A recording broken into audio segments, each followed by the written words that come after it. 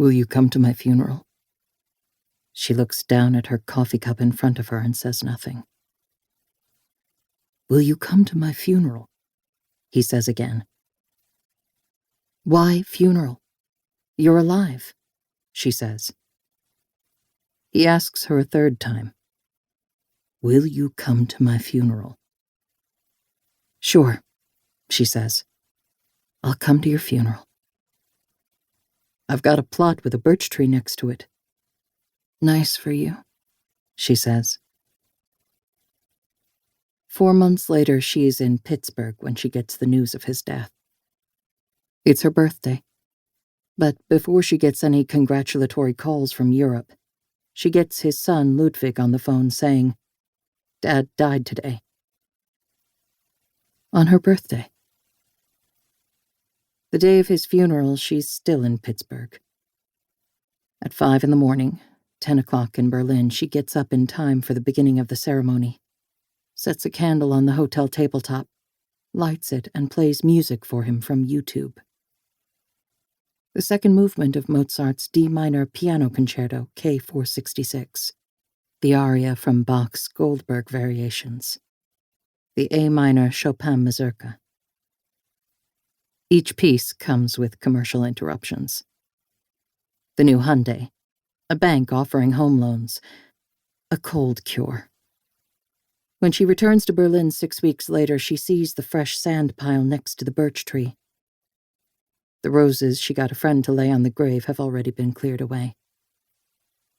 Her friend tells her all about the ceremony and the music that was played. What music was it? Mozart, Bach, and Chopin, her friend says. She nods.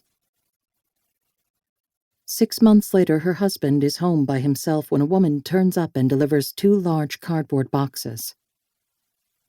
She was crying, he says. I had to give her a handkerchief. The cardboard boxes are left standing around in Katerina's study into the fall. Each time the cleaning lady comes, Katerina moves them onto the sofa, and once the room's been cleaned, she puts them back on the floor. When she needs to use the library steps, she pushes them aside. She has no space on her shelves for 2 large cardboard boxes. The basement flooded recently. Maybe she should just take them to the dump. She opens one of them and looks inside. Shuts it again. Kairos, the god of fortunate moments, is supposed to have a lock of hair on his forehead, which is the only way of grasping hold of him.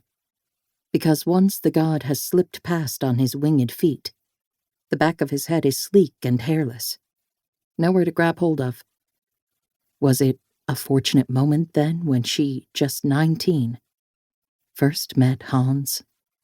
One day in early November, she sits down on the floor and prepares herself to sift, sheet by sheet, folder by folder, through the contents of the first box, then the second. It's so much detritus. The oldest items date back to 86. The latest are from 92.